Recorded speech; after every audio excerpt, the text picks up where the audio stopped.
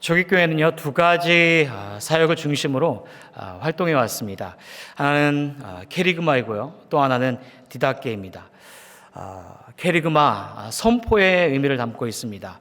그런 예수님께서 이 땅에 오셨는데 그분이 우리의 죄를 위해서 십자가에 달리셨다. 그분이 진정한 구원자이시다. 이렇게 복음을 선포하는 것, 그것이 바로 캐리그마입니다. 반면에 디다케는요, 이미도 복음을 믿고 구원받은 이들이 더 깊은 가르침으로 나아가는 것입니다. 단지 복음을 듣고 믿는 것에서 멈추는 것이 아니라 더 깊은 훈련과 양육으로 나아가는 것, 그것이 바로 디다케이다라는 것이죠. 그런 디다케가 오늘날 교회에서 제자훈련이나 양육의 모습으로 기초가 되고 있습니다. 그런 의미에서 오늘 본문의 말씀은요, 마치 디다케의 가르침과 같습니다. 사도 바울이 고린도 지역을 방문했던 때는 바로 2차 전도여행 때였습니다. 그리고 그곳에서 복음을 선포하게 되어지고 교회가 세워지게 됩니다. 그러고 다시 바울은 복음을 전하기 위해서 다른 도시로 떠나게 됩니다. 그럼 바울이 3차 전도여행 때였습니다. 그가 에베소에서 머물고 있을 때에 고린도 몇 사람이 바울을 방문하게 됩니다. 여러분, 왜 방문했을까요? 그것은 다름 아니라 교회에 문제가 생겼다라는 것입니다. 여러분, 우리가 고린도 교회를 잘 아시는 것처럼 여러 가지 문제가 있었습니다. 추려서 보게 되어지면은 한 12가지의 문제가 있었다라고 우리가 보게 됩니다. 파벌의 문제가 있었고, 이단의 문제가 있었고, 음행의 문제가 있었고, 송사와 사도권의 문제, 크게 12가지의 문제가 이 고린도 교회에 있었다라고 보게 됩니다. 그 소식을 바울이 듣게 되었다라는 것입니다. 여러분, 바울이 그 소식을 듣고 나서 어떻게 했을까? 고린도 교회에 편지를 쓰게 됩니다. 처음에는 그 고린도 교회에 4통의 편지를 쓰게 되어집니다.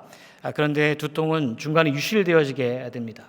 그리고 남아서 이 2통이 남게 되어졌는데 그 2통은 바로 저와 여러분의 손에 들려져 있는 고린도 전서와 후서의 말씀이다라는 것입니다. 자, 그런데 이 고린도 교회는 어떤 교회였다라고 말씀을 드렸습니까? 당시의 교회 중에서 가장 문제가 많은 그런 교회였다라는 것입니다.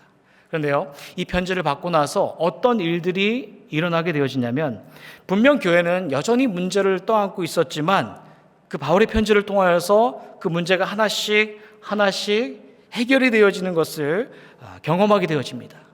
마침내 고린도후서 7장의 말씀을 보게 되면 그 교회가 회복되어지고 바울이 그 교회가 회복되어진 것을 보면서 기뻐하게 되어지는 그런 참된 교회 공동체의 모습을 보여주고 있다는 것입니다.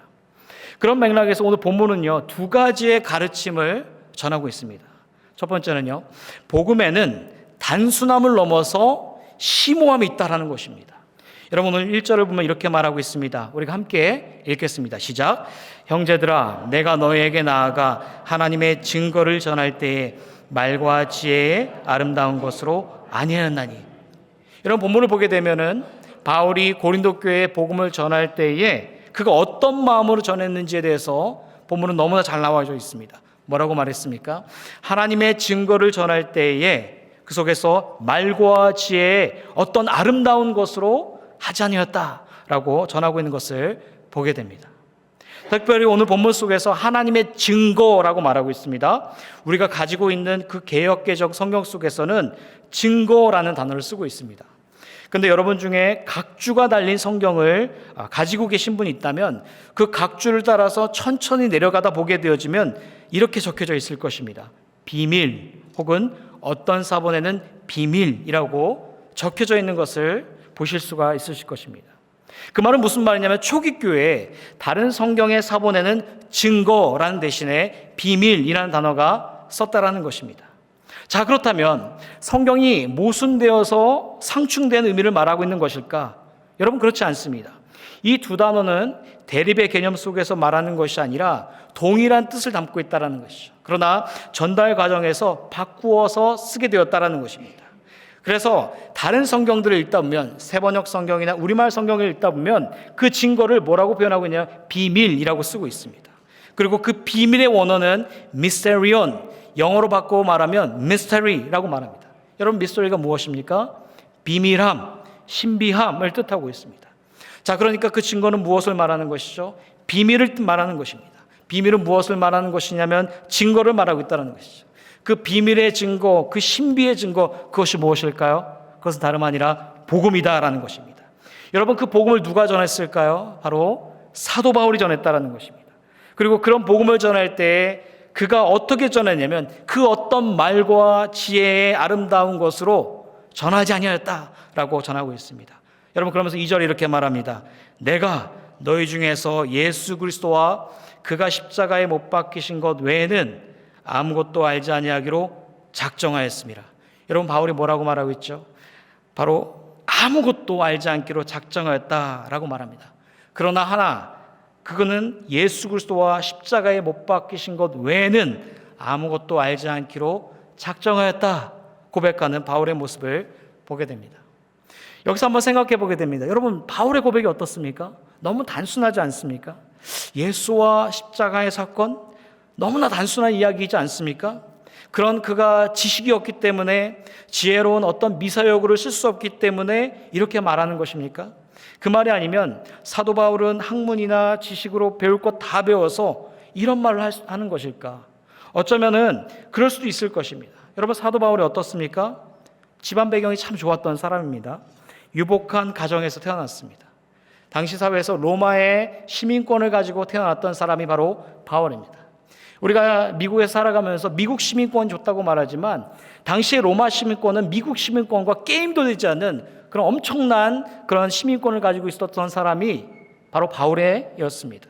여러분, 지적으로도 어떨까요? 바울은 지적으로도 탄탄한 학문을 가지고 있었던 사람입니다. 바울은 다소라는 지역에서 태어났습니다. 그 다소라는 지역은요, 학문의 중심 지역이고 그리고 교육의 중심 지역입니다.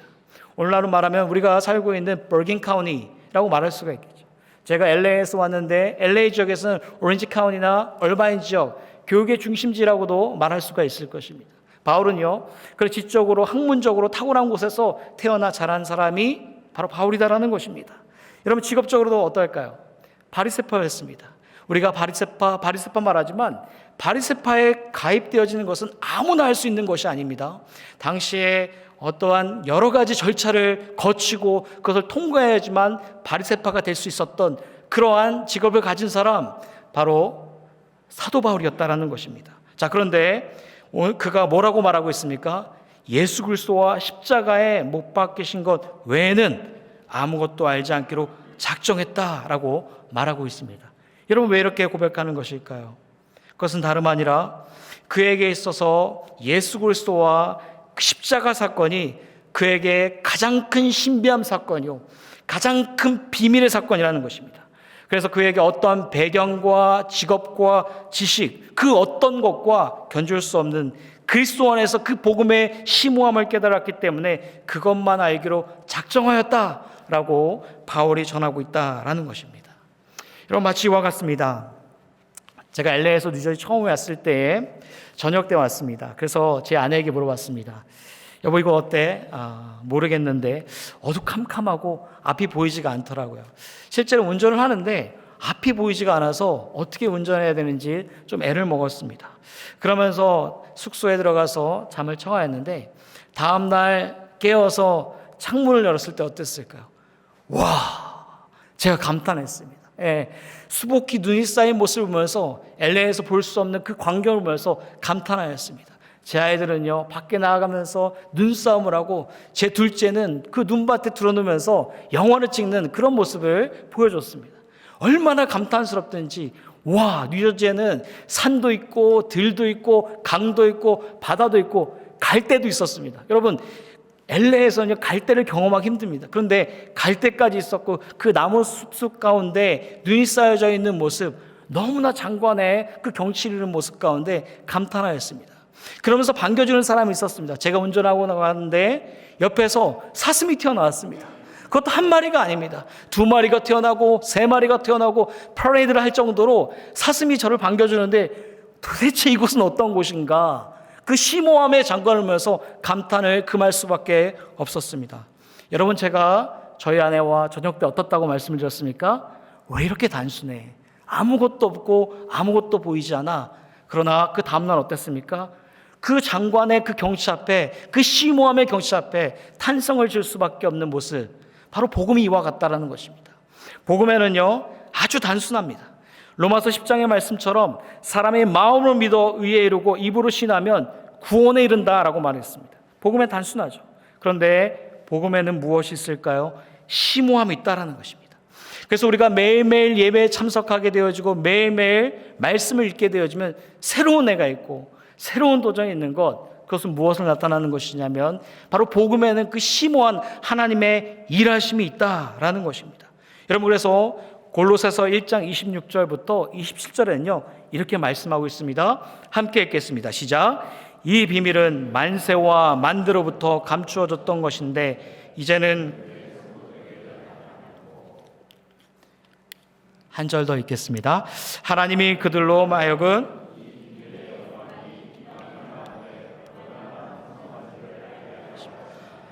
이 비밀은 너희 안에 계신 그리스도니 곧 영광의 소망이니라. 여러분, 뭐라고 말하고 있습니까? 골로새 교회에게 이 풍성한 비밀의 영광이 누구에게 드러났다는 것이죠? 저와 여러분에게 드러났다는 것입니다. 무엇을 말하고 있는 것일까요? 이 복음에는 그 심오함이 있다는 것입니다. 여러분들이 저와 사랑하는 학자 중에 C.S. 루이스가 있습니다. C.S. 루이스, 그의 책 순전한 기독교에서 복음을 뭐라고 말하냐면 복음은 마치 하나님의 침공과 같다라고 말합니다.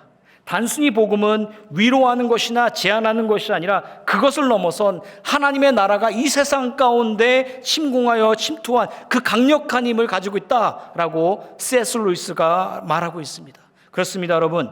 복음은 단순합니다. 그러나 그 복음 가운데는 그 심오함이 있다라는 것입니다. 여러분, 바라기는요 2026년도 시작하는 이 한 해 이 심오한 진리로 말미암아 여러분의 가정과 직장 속에서 하나님의 침투하심을 경험하기를 소원합니다. 세상 속에서 얻을 수 없는 그 하늘의 지혜가 있습니다. 띠끌고 같은 나를 향해서 뻗으시는 그 하나님의 손길이 있습니다. 경험한 사람만 알죠. 그 하나님의 일하심과 세상의 지혜를 뛰어넘어선 그 하늘의 지혜가 있다는 것을 이 복음의 심오함을 통하여서 전하고 있습니다. 바라기는 2026년도 복음의 단순함을 뛰어넘어서 그 심오함이 가정과 직장과 그 교회 가운데 충만하게 이르시기를 주님의 이름으로 간절히 소원합니다. 자, 두 번째, 바울은 이 편지를 통해서 무엇을 가르치고 있냐면 자신의 약함을 나눌 때 역설의 능력을 경험한다라고 가르치고 있습니다. 3절과 4절 이렇게 전합니다. 우리 함께 읽겠습니다. 시작. 내가 너희 가운데 거할 때 약하고 두려워하고 심히 떨어노라. 내 말과 내 전도함이 설득력 있는 지혜의 말로 하지 아니하고. 여러분, 바울이 뭐라고 고백하고 있냐면 고린도 교회에 복음을 전할 때에 약하고 두려워하고 심히 떨고 내 전도함이 설득력이 없었다라고 고백하는 모습을 보게 됩니다. 이 바울의 고백의 모습을 보게 되면 어떤 생각이 드십니까? 연약한 생각이 들지 않나 생각하게 됩니다. 우리가 흔히 생각하게 되어지는 그 사도의 강한 모습, 담대한 리더의 모습이 전혀 드러나지 않은 약한 모습밖에 나타나고 있는 그 사도 바울의 모습을 바라보게 됩니다. 왜 그랬을까요? 아무래도 이유가 있었을 것입니다. 오늘 본문 속에서는 잘 나와져 있지 않지만 사도행전 17장의 말씀을 보게 되면은 바울이 고린도에 도착하기 전에 어디에서 복음을 전하냐면 아테네라는 지역에서 복음을 전하게 됩니다. 그런 아테네 어디에 섰냐면 아레오바고에 섰게 됩니다. 그리고 복음을 전하게 됩니다. 근데 그 아레오바고에서 복음을 전하게 되었을 때 어땠을까? 바울 자신의 기대에 미치지 못하는 것을 경험했다라는 것입니다. 한마디로 표현하게 되면은 아무 열매가 없었다라는 것입니다. 왜냐하면 당시에 아테네 사람들은요 특징이 있었습니다. 새로운 지식, 새로운 지혜가 아니면 달리 시간을 쏟지 않는 사람들이었습니다. 그래서 그런 아테네는 무슨 도시라고도 말하냐면 철학의 도시다라고도 말합니다. 필로소피, 소피아 지혜, 필로 사랑하다. 그런 지혜를 사랑하는 도시, 그 아테네에서 복음을 전하였지만 아무런 열매가 없었다라는 것입니다. 그랬을 때 그 바울의 기대에 미치지 못함 가운데 어떤 마음이 있었을까? 자신감이 떨어지고 그런 마음이 꺾여지는 것을 경험하였다라는 것입니다. 여러분, 우리가 어떤 무엇인가 시도할 때에 기대에 미치지 못하게 되면 어떻습니까? 자신감이 떨어지죠. 마음이 꺾일 때가 있습니다. 사업을 해보신 분은 아시겠지만 큰 기대를 가지고 시작했는데 생각했던 것만큼 결과가 나오지 않았을 때 좀만 더 해보자, 좀만 더 해보고 하늘을 견뎌보자 했음에도 불구하고 생각만큼 결과가 나오지 않았을 때 어떻습니까? 자신감이 떨어지죠. 그리고 마음이 꺾입니다. 새로운 걸 시도해 보려고 해도 마음의 두려움 가운데 있는 것을 보게 됩니다. 남의 아이들은 대학도 잘 가고 원하는 대학도 들어가는데 내 아이들은 원하는 대학도 못 들어가고 왜 이 모양 입고 있까 할 때 어떻습니까? 부모로서 마음이 꺾이고 자신감이 떨어지는 모습을 보기 된다라는 것입니다. 마찬가지로 바울도 큰 기대가 있었습니다. 그 기대를 가지고 아테네에서 복음을 전하였다는 것이죠. 아레오파고에서 그 수철학과 도시 속에서 자신의 모든 것을 동원해 복음을 전하였지만 기대에 미치지 못하였습니다. 열매가 없었습니다. 그런 자신의 약함을 가지고 고린도 교회 공동체에 나와 고백하였다라는 것입니다. 자, 그런데 바울이 이렇게 자신의 약함과 두려움을 드러내 고백하는 것이 쉬운 일이었을까? 여러분, 공동체에 나누는 일이 당연한 일이었을까? 한번 생각해 보게 됩니다. 그런데 이렇게 나누는 것은요, 당시에 당연한 일이 아닙니다. 왜냐하면은 당시에 고대 문헌, 그 로마의 문헌들을 살펴보게 되어지면 자신의 약함을 공개적으로 드러내는 것은 지혜롭기보다 어리석은 자나 패배자나 하는 사람이들이다라고 여겨졌기 때문입니다. 그러니까 바울이 자신의 약함을 공동체에 드러낸다? 그것은 무엇입니까? 나는 어리석은 사람이야, 나는 패배자야 라는 것을 인정한다는 것입니다.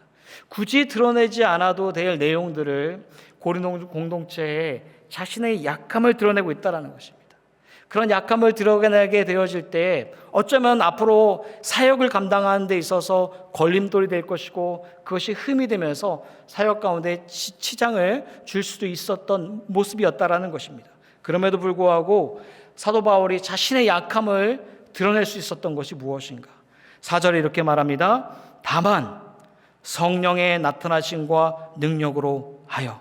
여러분, 바울이요 자신의 약함도 교회 공동체에 스스럼 없이 드러낼 수 있었던 것은 무엇입니까? 그것은 다른 것이 아니라 그 성령 안에서 하나님의 능력을 경험하였기 때문이다라는 것입니다. 그래서 5절에 이렇게 말합니다. 너의 믿음이 사람의 지혜에 있지 아니하고 다만 하나님의 능력에 있게 하려 하였노라. 바울은요 성령 안에서 하나님의 능력을 경험하여서 무엇을 경험하였는가? 참된 회복의 능력을 경험하였다라는 것입니다. 그래서 자신의 약함을 스스럼 없이 그 공동체 가운데 드러낼 수 있었다라는 것입니다. 여러분, 그런 이후에 이 고린도 교회 공동체가 어떻게 되었을까? 수많은 문제가 있었지 않았습니까? 그런데 그 수많은 문제가 하나씩 회복되어지면서 그 하나님의 능력을 경험하는 그 아름다운 고린도 교회의 공동체가 되었다라는 것입니다. 그렇습니다, 여러분. 복음 안에는 무엇이 있는가? 복음 안에는 역설의 능력이 있습니다.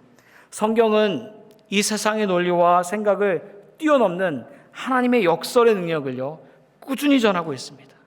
약할 때 오히려 강해진다고 말하고 죽어야 산다라고 말하고 섬기는 자가 높아지는 그런 역설의 능력을 성경은 끊임없이 전하고 있고 설명하고 있다라는 것입니다. 그래서 고린도후서 12장 10절에 이렇게 바울이 고백합니다. 함께 읽겠습니다. 시작. 그러므로 내가 그리스도를 위하여 약한 것들과 능욕과 궁핍과 박해와 곤고를 기뻐하노니 이는 내가 약한 그때의 강함이라. 그렇습니다, 여러분. 사도 바울이 고린도 교회 공동체에 자신의 약함을 나눌 수 있었던 것은 무엇이냐면 바로 그리스도 안에서 그 역설의 능력이 그 강함을 경험했기 때문이다라는 것입니다. 바라기는요 저와 여러분의 삶 속에서 그리스도 안에서 주어지는 그 역설의 능력을 경험하길 소망합니다. 여러분, 어떻게 경험할 수 있을까요? 먼저는요 우리의 약함을 누구에게 드러내야 되냐면 하나님 앞에 드러낼 수 있어야 됩니다. 때때로 우리가 기도할 때의 모습은 바라는 것, 구하는 것, 주시옵소서, 그러한 기도의 간구 제목이 많습니다. 그런데 가만히 자신의 모습들을 보게 되어지면 자신의 약함을 하나님께 드러내 구하며 기도할 때가 없다라는 것이죠.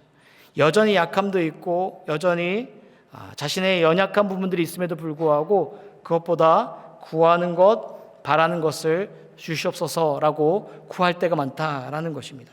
그런데 자신의 약함을 하나님께 드러내 기도하다 보면 마치 사방이 막힌 것 같지만 그러나 그 약함 중에서 무엇이 있냐면 위로가 있다는 것이죠. 그 약함 중에서 무엇이 있냐면 도움의 손길이 있다는 것입니다. 내가 생각하지도 못하고 예측하지도 못한 그 하나님의 일하심을 그 약함 중에서 경험하게 되어진다라는 것입니다. 왜 그럴까요? 그것은 바로 성령님이 그 가운데 함께 하시기 때문이라는 것이죠. 때문에 우리의 약함이 하나님 앞에 드러난다는 것은 어떨까요? 그렇게 어렵지 않습니다. 단순합니다. 성령 하나님, 나 약합니다. 성령 하나님, 나 두렵습니다. 이러한 고백 가운데 나아갈 때에 우리의 약함 중에서 하나님의 그 능력으로 일하시고 그 능력의 역설로 일하실 줄 믿습니다. 하나님 앞에 나아가 자신의 연약함을 드러내며 나아가십시오. 그랬을 때 만지시는 그 하나님의 손길이 있고 그 속에서 그 역설의 능력을 경험하길 소망합니다. 두 번째는요, 우리가 어디 안에서 나눔이 있어야 되냐면 공동체 안에서 나눔이 있어야 된다는 것입니다. 바울을 보십시오. 그리스도 안에서 그 약함 중에서 강함을 경험하였다라고 말합니다. 그 강함을 경험한 후 어디에서 나누게 되었냐면 고린도 교회에 자신의 약함을 나누고 있다라는 것입니다. 그렇습니다. 그 공동체 안에서 약함을 나누며 교제하며 나아갈 때에 그 속에서 회복의 능력이 있고 그 속에서 치유의 능력이 있다라는 것입니다. 그런데 안타까운 것은 무엇이냐면 우리가 함께 공동체로 모여서 교제하며 나아갈 때 자신의 약함을 나누지 않습니다. 주로 나누게 되어지는 것은 무엇이냐면 자신의 강점을 나눌 때가 많습니다. 나의 사업과 나의 자녀와 나에게 어떠한 잘된 점들을 나누며 고백할 때 그런 교제의 모습으로 나아갈 때가 참 많다라는 것입니다. 제가 몇 해 전에 한국을 방문한 적이 있습니다. 한국을 방문하면서 가장 눈에 띄었던 곳은 어디냐면 마음 상담소 그 센터였습니다. 와, 길을 건너면서 이것도 마음 상담소 센터, 그리고 저것도 마음 상담소 센터, 사방이 마음 상담소 센터로 둘러싸져 있는 것을 보게 되었습니다. 우연히 지인과 함께 그 상담소에 들어가게 되었습니다. 들어가게 되어지면서 한 몇 시간 동안 기다리면서 여러 사람이 오고 가는 그런 발걸음들을 제가 경험하게 되었습니다. 초등학생이 그곳에 방문하게 되어지고요, 중학생이 방문하게 되어지고, 그리고 20대 갓 결혼한 그러한 부부가, 그리고 중년 50대 60대 그런 분들이 끊임없이 방문하는 것을 제가 보게 되었습니다. 어떻게 알았겠습니까? 제가 물어봤기 때문이라는 것이죠. 근데 더 안타까운 사실은 무엇이냐면 그곳에 방문한 사람 중에 그리스도인들이 참 많다라는 것이죠. 교회에 다니는 사람들이 많이 방문한다라는 그런 안내데스크의 이야기를 제가 듣게 되었습니다. 제가 그 이야기를 들으면서 마음이 참 너무 안타깝더라고요. 어떻게 교회에 다니면서 어떻게 이 마음 상담소에 찾아서 자신의 마음을 토로하며 나아갈까라는 그런 안타까움의 마음이 제 마음에 사로잡게 되었습니다. 여러분, 왜 이분들이 마음 상담소를 찾아서 그렇게 마음을 토로하고 나누게 되어지는 것일까요? 다른 것이 아닙니다. 교회에서 나눌 수 없기 때문이라는 것이죠. 교회에서 나누게 되어지면 자신의 약함이 흠이 되어지고 그 흠으로 말미암아 가족과 그리고 자신의 명예가 손상되어질까 봐 그러한 그런 두려움 때문에 나누지 못한다라는 것입니다. 특별히 한국 사회는 어떤 사회냐면 유교 사회 있지 않습니까? 유교 사회의 특징은 수치심이 강한 사회입니다.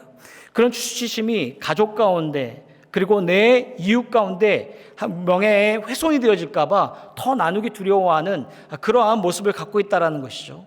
그래서 교회에 나누지 못하고 내가 알지 못하는 그 사람들을 찾아서 나누는 그런 마음 상담소가 꽤 많이 있는 모습들을 보게 되었습니다. 여러분, 이민교회도 다르지 않습니다. 제가 이민교회를 다니면서 사역하다 보면은 자신의 마음을 나누지 못하여서 강함만 드러나다가 교회에 발길만 오고 가는 경우들이 참 많이 있는 것을 보게 되어집니다. 자, 그렇다면은 교회의 능력이 무엇일까요? 성경의 능력이 무엇입니까? 교회의 능력과 성경의 능력은 이미도 말씀 속에서 전하고 있다는 것입니다. 그 약함 가운데 자신의 마음을 토로하고 나누며 나아갈 때 그 속에서 진정한 하나님의 능력을 경험한다라고 성경은 선포하고 있고 전하고 있다라는 것입니다. 여러분, 우리 교회가 자신의 약함을 나눌 수 있는 그런 공동체가 되길 소원합니다. 그런 약함 중에서 강함을 경험하게 되어지고 함께 울고 웃어주면서 하나님의 그 높이와 깊이와 넓이와 그 긴 하나님의 그 사랑을 경험하는 공동체, 참된 롤모델이 되어지는 그런 공동체, 그 교회가 되기를 주님의 이름으로 축복합니다. 제가 오늘 영성사역부 목사님을 통하여서 인수인계를 받게 되었습니다. 인수인계를 받으면서 깜짝 놀랐습니다. 여러 중보기도팀, 기도팀, 여러 다양한 부서가 있는데 그 다양한 부서들이 서로의 약함을 기도해주고 그리고 서로의 어려움을 돌보는 수많은 공동체가 있음을 제가 보면서 감탄을 그지할 수밖에 없었습니다. 너무나 놀랐습니다. 그렇습니다, 여러분. 바라기는 이 뉴저지 초대교회가 다른 아픔의 마음들을 끌어안고 기도해 줄 수 있는 공동체가 되길 소망합니다.